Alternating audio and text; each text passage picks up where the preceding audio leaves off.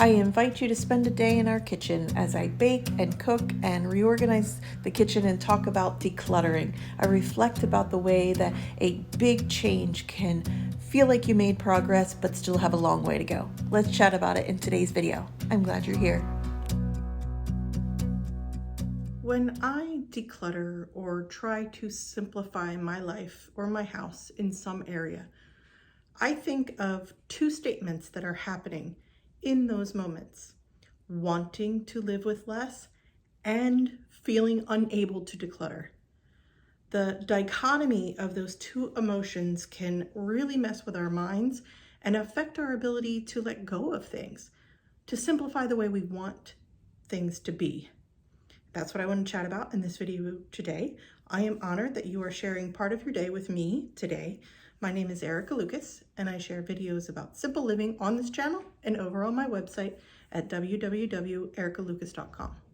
There's a big word that gets stuck in the middle of things, and it only has 3 letters when we try to simplify our homes, and that word is and. A-N-D. It's an uncomfortable word that bridges 2 parts of a change together when we are simplifying our homes and our lives.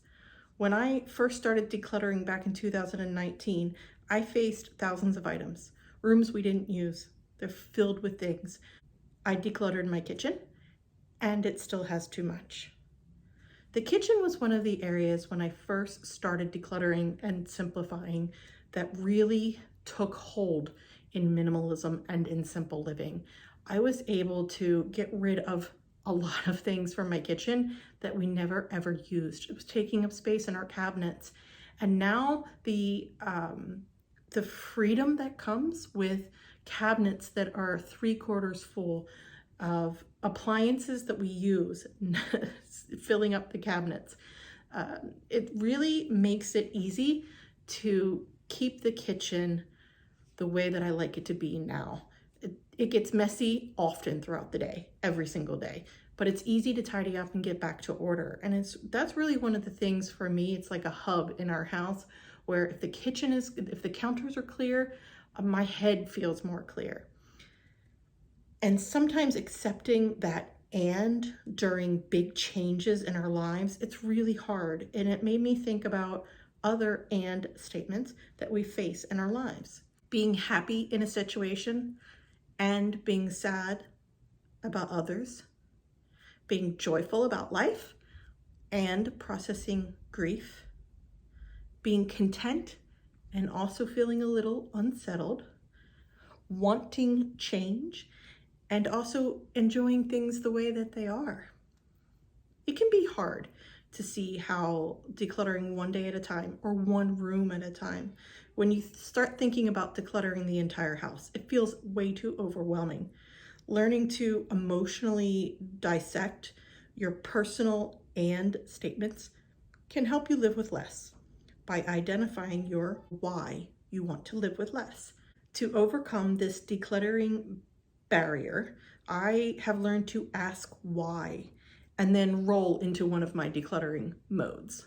It's a lot easier now to unpack groceries or put the dishes away or keep it clean and clear because we have less. It is simply the #1 reason that our kitchen works better now than it did in years prior, is because there is less to deal with. There is less to manage. There is less to clean and less to put away.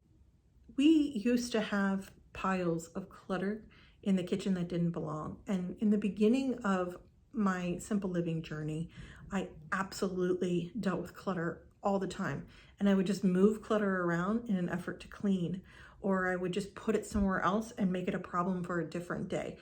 This simplification that has happened in our entire house, but especially our kitchen, really helps become a central place for us in our home to be able to focus more on cleaner eating, homemade recipes and ingredients and cooking from scratch, and being able to grow our own food right in our backyard, our own vegetables and herbs to season those vegetables and our meals. Be able to grow that. It's a very powerful feeling. It adds a layer of strength to me as a mom and a wife that I can do that for my family now, that I have allowed enough space and time in our home and in our lives to be able to focus on something like that, and how simple something like that can really truly be for us. After I decluttered the kitchen, it still felt like it had too much. I had to ask why. Why does it feel like too much? What are the barriers? What are the complications? When I open a drawer, is it difficult to open because I have too many things shoved inside of it? Can I open it and easily see and grab what it is I'm after from that drawer, a utensil, a spoon, whatever it might be? What do I need to do to make it easier and simpler? What do I need to do to create more space inside of cabinets and drawers? Digging into that why is the reason you want to simplify. And it can launch you into decluttering modes. And this process has carried me through years of decluttering, minimalism, and now simple living. My 2 decluttering modes are extremely ruthless decluttering, where I take everything out of cabinets and drawers and then get rid of 50% or more just because I want to live with less, and the need to live with less is so powerful. The second mode is smaller and slower, and usually what I do in my kitchen nowadays, after I've done big declutters in the kitchen.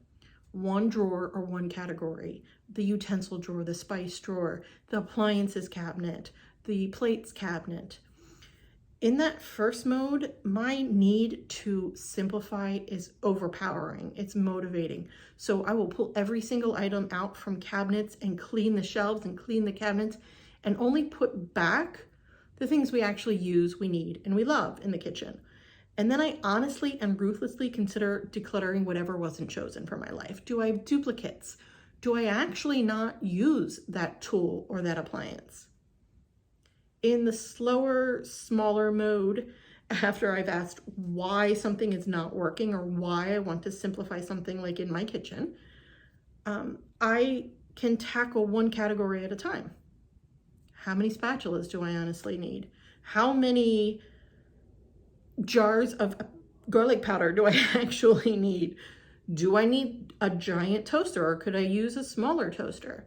And curating it in that way, donating and decluttering along the way by category or by drawer, allows me to slowly cut things out, assess what we have versus what we want. And making these small mini decisions is a gentle way to continue to carve a path of simple living. And both of these modes have merit and strike at different moments and conquer those and statements for me. A mantra that might help you, that definitely helps me, is in order to own less, I have to want less. Deciding what to keep first and then assessing what is not chosen is a decluttering method called reverse decluttering. I've applied it to my cookbooks. I've applied it to board games. Both of those videos are here for you to watch next. Thank you for spending time with me today and chatting about simple living, and I hope you have a great day.